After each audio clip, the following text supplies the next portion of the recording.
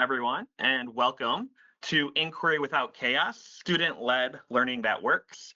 My name is Corey Kavanaugh, and I'm really excited to be here to share with you, hopefully, a topic that you're interested in, inquiry-based learning, and how you can implement it in your classroom in an easy way that still controls the students and the topic being taught. Just a couple of housekeeping things before we get started. This webinar will be recorded. So if I go too fast over something or you just miss something that I cover, we will send out a link that you will have access to view later. We will also have a resource doc that goes along with the things that I'm going to cover in the webinar. This will be things that I talk about, but there are also a few things just with our time that I don't have time to get to that are in this resource, so please make sure to check that out for additional resources that will get posted to the chat here shortly. And then last but not least, we are joined by Robin. Robin, you want to say hi to everyone? Everybody, happy spring. Thanks for joining us today. Awesome. So Robin will be monitoring the chat. So if you have any issues or want to post anything in there, please feel free to do so, and she will make sure to address them. All right. Also, our sponsor for today is the VAI Educators Studio. So this is a membership site that is packed with classroom tested, creativity boosting resources for you to use with your students. There are a ton of resources in this, so please, if you are at all interested, check it out. You can scan that QR code right there on the screen. That'll take you there. You can also, the URL is up in the upper right-hand corner.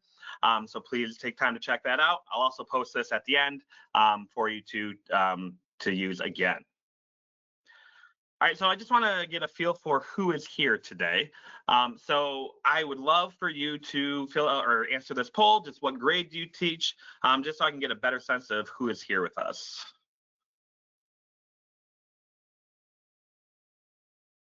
Sorry, I'm going to give about a 5-second countdown. All right.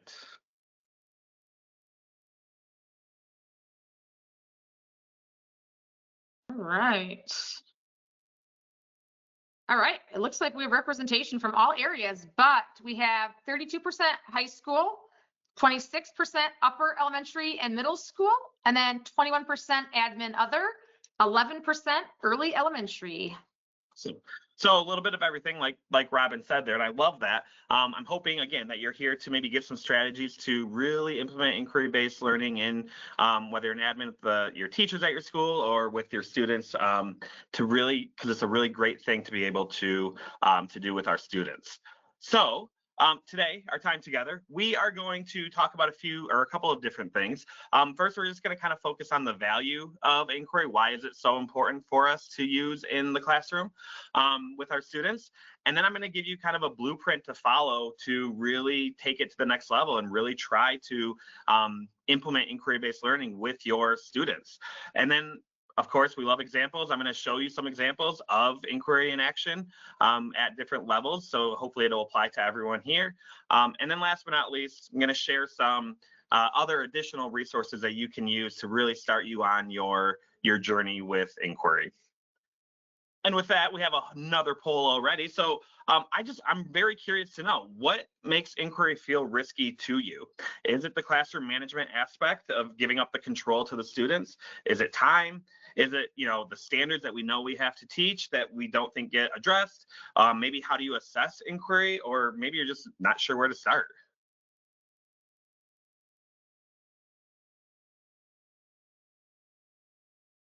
Answers are still rolling in. We'll give it about 5 more seconds and close it out.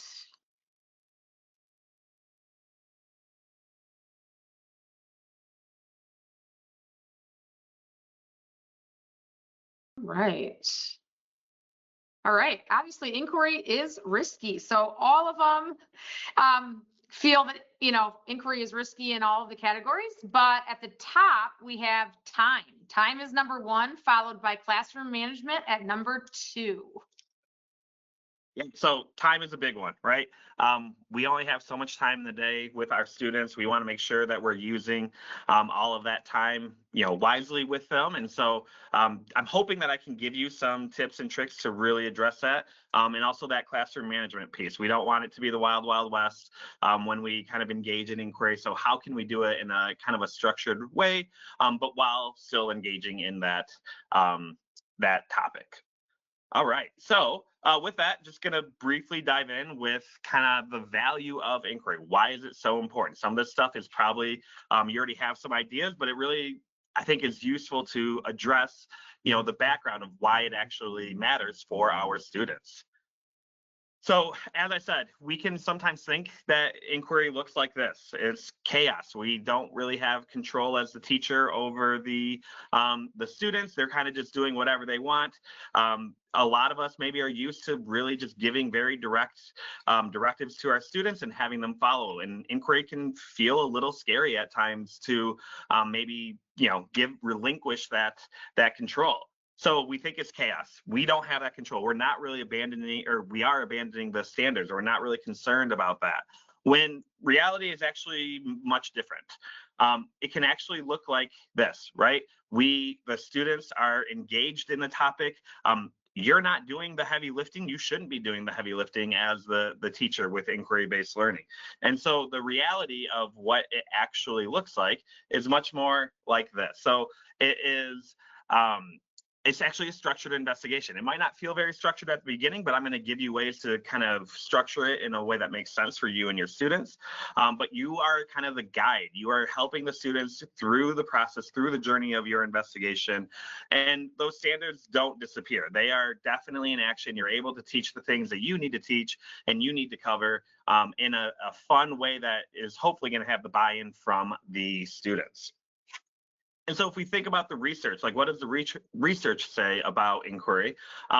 There's a lot out there that really, a lot of the research agrees with everyone that it provides a deeper understanding of the content that's being taught if you can do it in an inquiry-based way. It also, if you can provide a certain structure to your students, it's not just a free-for-all, that improves the learning. And we know that a challenge, if we struggle our students, it really supports the growth that they are trying to, or that they're going through. And it really does work best with a clear structure. And that's what a lot of what I'm going to talk about today is how to provide that clear structure to your students in order to achieve what you are hoping to achieve. And so here at Van Andel, we really think that there are really four essentials of inquiry. What it comes down to is we want to make sure that we have open questions when we are starting a unit or we're starting an investigation. We really hope that we are able to do that. We also hope that we're able to provide authentic choice. Giving students the choice to be able to explore different avenues of the investigation really increases their buy-in. And then also having visible thinking. So at the end of an investigation, having a way to share, having a way for your students to share what happened and how they got to that conclusion. And then, like I said before, creating that productive challenge. Students should really be working as hard as possible and no harder. So if we think about that first kind of pillar there, open questions, we want to make sure there's no obvious answer to the question that we're posing to our students. We want to give them a question that invites exploration to try to figure out the answer.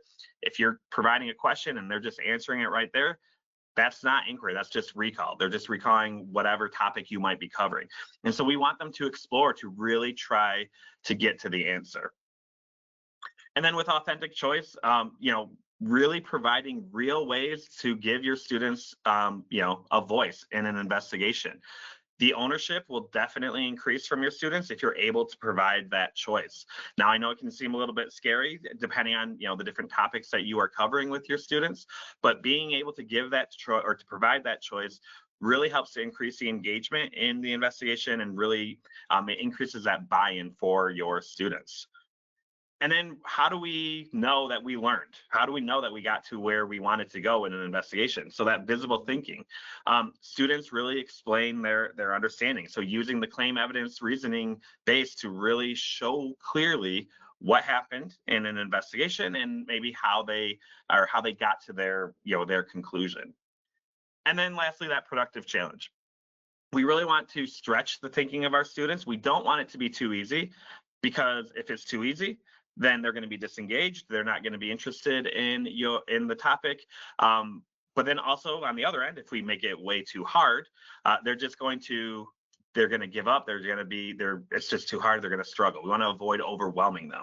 So finding that happy medium, and really making sure that they are working towards a common goal, but not making it so hard that they want to kind of just give up. And so when you take all four of these essentials of inquiry and you kind of put them together, there's a real easy way to see if it's working within your classroom.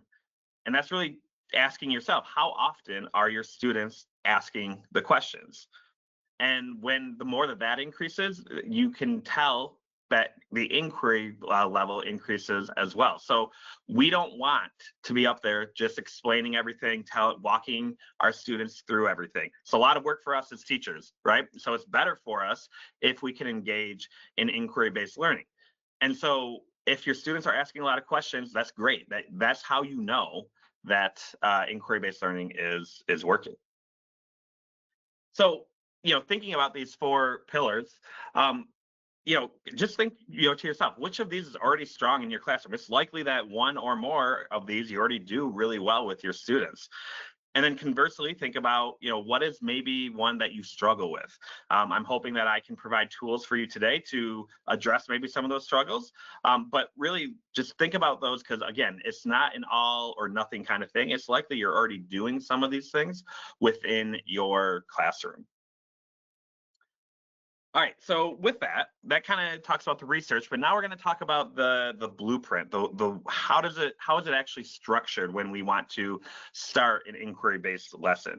And really, this is kind of my mantra for a lot of things in life: keep it simple, right?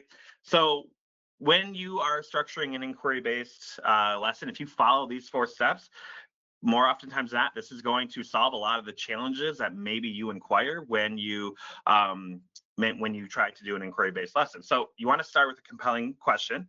You want to get the buy-in of the students. You set the roles and you clearly state the expectations for the investigation with your students. And then you also define the boundaries. Like, what are the limitations that you want to make sure your students understand when they're going through this investigation?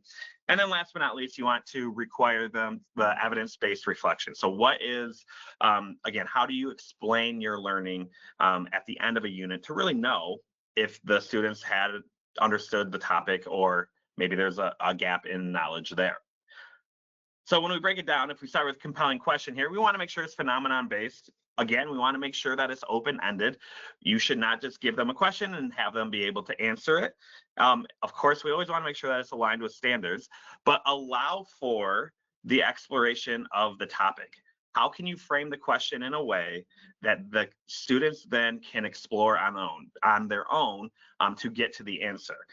Now, the question really sets the stage for everything that follows. And so you want to make sure that it is a really strong question for your students. And so, like an example here, this would be for probably our younger students. Why do shadows change throughout the day? That question allows for the students to really think it through and to start exploring to how to maybe answer that question of why do shadows change throughout the day. Then if we move on to roles and expectations, students, we know, do really well when you can give them clear roles, defined responsibilities, and defined expectations. So laying out for them how to, what you expect of them is really going to be helpful for them to be successful in this, in the investigation, but also for you to not have to do a lot of the heavy lifting throughout. And we know that roles equal accountability. We know that if a student knows that he or she should be doing this, whatever that might be, and then they're not doing that they're not being accountable for their actions. So it's a really great way to maintain some of that structure within your classroom to be able to do some of these fun and cool things. And then if we think about boundaries, you want to make sure that your students know what are the limitations in the investigation. Now, that could be for things like the amount of time that you have. I know we talked earlier with the poll that time is a big one. You decide how much time is available, and you make sure that your students understand how much time is available. And so they know that they have a certain amount of time to get to where you want them to be within an investigation. And so that is, hopefully that helps to make sure that you're on top of things, that they're on top of things, they're being self-directed with their time, and they're using it wisely. The materials. We have a lot of different materials available. Some of us have more, some of us have less. What are you able to provide to your students to help guide and answer the question that you want studied here? And so you determine what materials they can use. And then when you think about the process, what are the steps that you want them to go through to get to the end? Now, you're not telling them you must go A to B, B to C, and so on. You're giving them a general guide of, you need to start here with our question. Here's what you need to think about as you're going through, make sure that you're addressing, and then ultimately, what is the end goal that you hope that your students get to? So that's that outcome piece. If you can do that, you're really you're showing those effective boundaries, or you're displaying those effective boundaries in a way that helps to keep the students on task and also have an understanding of what you're hoping to get out of the investigation. And then, of course, last but not least for our blueprint here is that evidence-based reflection. So students explain their thinking using CER, claim evidence reasoning, and this is really an opportunity for learning to become visible here. Now, it can look very different from class to class, especially, from different grade levels to different grade levels. But how are your students explaining their understanding of what just happened in the investigation? And can they do it in a way that really addresses the claim, evidence, and reasoning? If they can do those things, then mission accomplished. We did what we came here for, and we were able to all be successful. Okay. So think of a lesson that you already teach. Again, it's likely you're doing some of these things in the blueprint with your students already. But think about, what question could you ask instead, maybe, than what you already have? Or think about the different roles, the clearly defined roles that your students could take. And then think about those boundaries that you would set, and then also what the students need to explain. If you create a lesson and you can answer these 4 questions, it's likely that you have a really strong inquiry-based lesson already to use with your students. And if you maybe think, well, some of these things I don't maybe address the roles, or I don't set the boundaries, well, I'm hoping to give you some tools to help you to do those things with your students. So let's think about inquiry and action now. So let's see some maybe examples. I have 3 main examples of inquiry and action here that I'm going to share with you, but I'm going to break it down for each step of the blueprint. So hopefully you can clearly see how it all kind of works together. So first, with our compelling question, right? So we have 3 questions here. Again, these would be for different grade levels. So our example from earlier, why do shadows change throughout the day? That's going to be probably more appropriate for our K2 group. Our next one is, how can we prevent soil erosion? So that would be for our upper L. And then, how can we discover patient 0 in a recent flu outbreak? That would be for like more of our middle school or high school students. So these questions, there's not an obvious answer to this for our students. They have to do some exploring in order to get to the answers. They cannot immediately answer the question. And so if we have a compelling question that really starts off the process, that really starts to make it clear for our students on how or what we're going to do. So like with the, how can we prevent soil erosion? We know that we have to find a way as a student to prevent erosion, soil erosion, from occurring. Or we know that we are going to discover patient 0 in a recent flu outbreak. Now, at this point in the investigation, we don't have a lot of, or like maybe a real clear understanding of where we're going to go, but you're going to set that stage for your students following the question. But we start with that question. And one of the cool tools that I want to share here, and this is linked in the resource doc as well, we created an inquiry question builder. So this is really cool because you can manipulate the independent and dependent variables that you're looking to study in your investigation with your students. And then you can have the spreadsheet, it'll create a question for you, an inquiry-based question. And so you can look at, again, you can kind of mess around with those variables, and you can hopefully get to a really compelling question. And the thing that I like about this resource the most, we, of course, our main focus here is science, but we have question or an inquiry question builder for social studies, ELA, math, or maybe even behavior. And so this is really a cool way to get that question. If you're really struggling with that first part, because this is a very important piece to an investigation, we have a tool here to help you. So it's a really great way to do that. Then if we move on to roles and expectations. So these are the things that you're going to assign to your students to really make sure that they understand what is happening or what they need to be doing throughout the investigation. So with our 3 examples here, we start with our shadow investigation. So if you have groups of 4, these all have groups of 4, but it's very flexible to what works best for you and your class and your space. But we have kind of assigned roles. So there's an observer, there's a timekeeper, there's a data recorder, there's a reporter. You know that you are the timekeeper. So if you're the timekeeper, you shouldn't be helping necessarily a data recorder, right? Now, of course, if our students need help or they need help within their groups, they can help each other. But your main primary focus as a timekeeper is to keep that time. And same goes for the other roles here. Then with the erosion, the roles, obviously they change from investigation to investigation. They're not going to necessarily be the same for every investigation. You have an engineer, a tester, a data analysis, and then maybe you have a presenter. And so those are the primary focuses of those individuals in the group. And they know that that is what they are expected, or what is expected of them in order to complete their investigation. And then if we look at our last one, we have an epidemiologist, data tracker, the case investigator, and then finally the lead analysis. So once again, roles clearly defined. You know what you need to do. And depending on the age of your students, some of these might need to be explained more than others, right? But as long as you walk away from this part of the process with them knowing what they are supposed to be doing throughout the investigation, that'll help with some of that chaos maybe that we experience at times.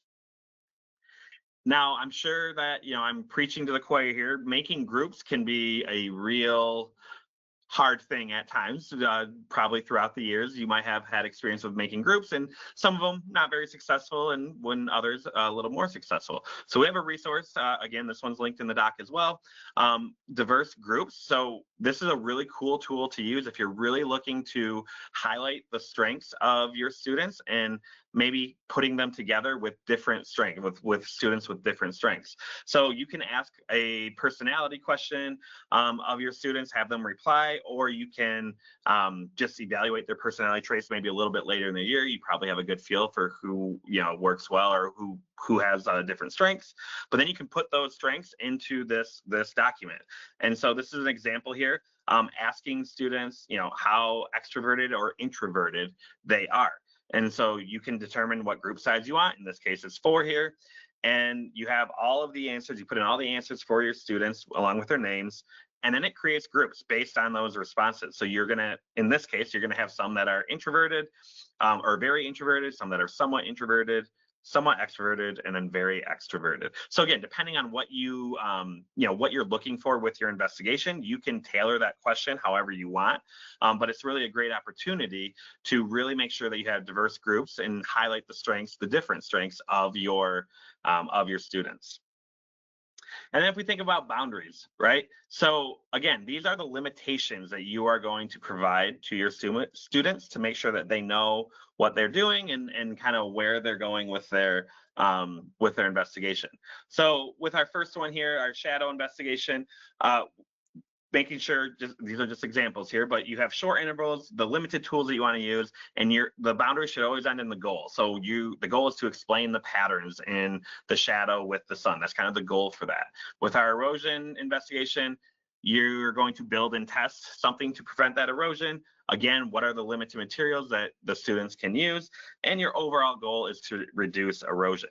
Now, these might seem simple, but also your students are hearing this and they have a clear understanding, okay, we need to build and test with these limited materials, and our goal is to reduce erosion. It seems simple, but it can be very effective as they're going along the process. And then with our patient zero investigation here, you're going to have a timed analysis you're going to look through case data, and then the ultimate goal is to identify the source. So taking all of this and really helps to, or explaining the boundaries, really helps to keep your students engaged and keep them understanding what can they do with what and how can they do it.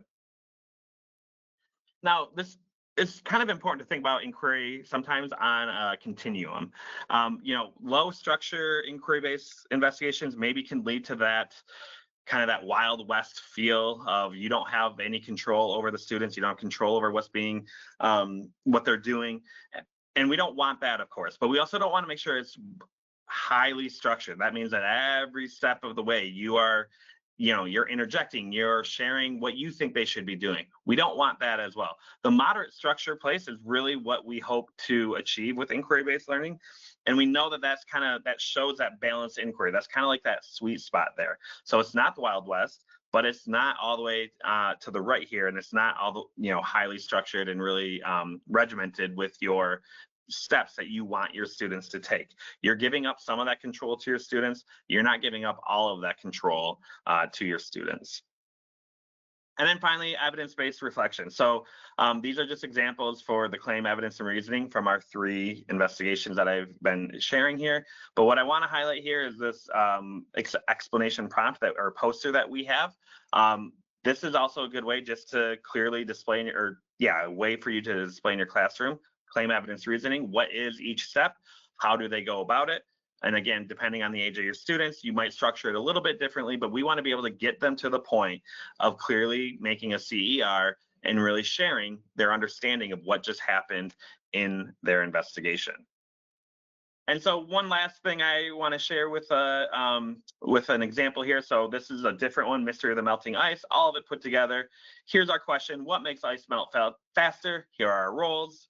Here are our boundaries, and then ultimately here's our CER. So if you can create an investigation and you can clearly say what is the question, what are the roles of my students, what are their boundaries, what's the reflection that they're going to be doing, that is already a high quality inquiry-based lesson. And then our last section here is the inquiry starter kit. So I want to provide you with some additional resources that you can use to help you during your time making an inquiry-based lesson. So first, thinking about that chaos, right? If we're worried about classroom management, we're worried about the control that we are relinquishing to our students, you can use this as a really good way to clearly make sure that you are relinquishing control, but you're not relinquishing more than you need to. So answering these questions, is the question that you have aligned to your standards? Are the roles clear for my students? Are the materials limited? Is there a time boundary? Is there a required deliverable? Do students know success criteria? If you can answer yes to all these questions, then you really have a good foundation of an inquiry-based lesson that you want to use, or that you'll be able to use with your students. And then here's just a real simple template that you can use if you're starting from scratch. You have an idea for a lesson that you want to teach for your students. You can fill this out. And again, if you can fill this out thoroughly, you can have a way to, or you can be assured that you have a way to create that inquiry-based lesson. So it has all the important things to remember, like the question, the standards that you still want to make sure you cover, any boundaries, the evidence, and then ultimately that final product. So I'm hoping that there was something here that you can take away that you can use with your classroom. We don't want inquiry-based learning to be like this. It shouldn't be like this with the chaos, right? We want to be able to structure it in a way that our students are still engaging in inquiry-based learning. They have clear roles and expectations. They have the boundaries defined. They know what the end product is. They know how they're going to explain their thinking. And ultimately, they're able to really engage in that process. And hopefully, it should make your jobs a little bit easier as well as you're going through and you're having them engage in inquiry-based learning. So with that, we're about to wrap up here, but just a couple of reminders. I do want to remind everyone that this is our sponsor here, the VAI Educator Studio. So please scan that QR code, go to the URL. It's also linked in the HyperDoc. It's a really great resource. There are tons of resources here that you can start to use with your students immediately. And some of the things there will help you with inquiry-based learning for sure. And then also just a reminder, please join us next time. So next month, April 15th, tax day, at 4 o'clock, we'll be talking about helping every voice be heard, 4 strategies to build student confidence in sharing. So thank you once again for joining us today. I really appreciate it. Again, I hope you got something out of this. If you do have any questions or you want, more information about how do you start with inquiry-based learning, please reach out. I'd be happy to help you as we build these classrooms with the inquiry-based learning at the forefront. So thank you, everyone, and I hope that you all have a great rest of your day.